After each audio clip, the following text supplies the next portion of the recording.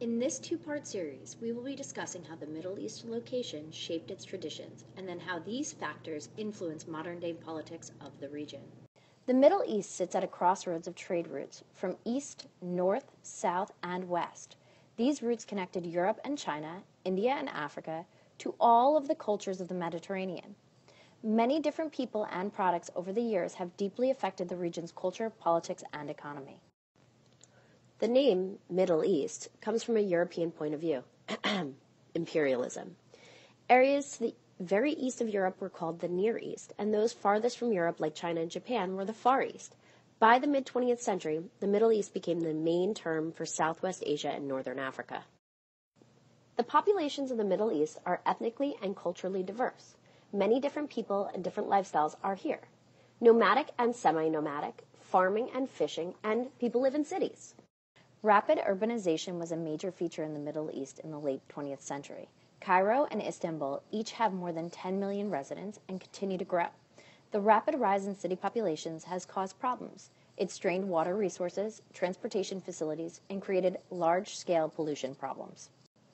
Geography and natural resources have always contributed to the political power of this region. Today, the wealth in the Middle Eastern soil comes not from the crops, but from the petroleum or oil. This region contains more than half of the world's known petroleum reserves, and recently has become more important to the whole world. 1,000 years ago, religious wars brought the first European armies to the region, and in the 19th and 20th centuries, location motivated British and French to come and stay. They both wanted a way to get to India and Southeast Asia. I know that movies make it seem like the Middle East is all desert, but that isn't accurate. The landscape of the Middle East has a great deal of variety. Rivers allowed for productive agriculture made the first cities possible in ancient times. Mountain ranges provided natural barriers to invaders and helped isolate various peoples from each other. Because of the fertile soil, early civilizations were able to develop. Within the Fertile Crescent existed the Mesopotamians, Sumerians, Egyptians, Hittite civilization, and the seagoing Phoenicians. The Silk Road was one of many trading routes that crossed into the Middle East. Merchants were the first to introduce Chinese products like paper and gunpowder to the West. These traders exchanged significant scientific, religious, and artistic ideas. One of the oldest and most difficult disputes in Southwest Asia has to do with the Levant, or the Holy Land. This area is important to the followers of the Jewish, Christian, and Islamic faiths, and sits upon the eastern Mediterranean, which has been occupied for thousands of years by cultures of Syria, Lebanon, Jordan, and Israel. Obviously, given the land's importance to so many religious groups, fights broke out over the Levant for thousands of years. Remember Muhammad? Yeah, the founder of Islam. He was born around 570 CE in the city of Mecca on the Arabian Peninsula, a herder who lived in the desert.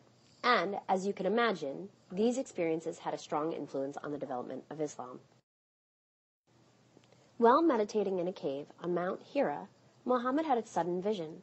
He believed that he was called on by God to be a messenger and a teacher of the new faith, Islam, which means submission. This new faith included ideas from Judaism and Christianity, and respected their holy books and great leaders. Muslims, Jews, and Christians all worship the same God, but Muslims call him Allah.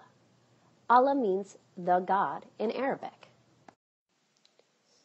Similar to how Christians and Jews are split into sects, so is Islam, with the two largest, the Sunni and the Shiite, known as Shia. The division came upon Muhammad's death in 632 CE. His followers began to fight over whether he should be succeeded by a blood relative or someone chosen by the community based on merit. This split led to differing religious ideas and worldviews for the Sunni and Shia, and has pitted empires, nations, and neighbors against one another. For 14 centuries, there have been many civil wars and arguments through the Middle East, leading up to today. In our next tutorial, we will discuss how geography, culture, and traditions have created instability in the Middle East. This has been a World Cultures production.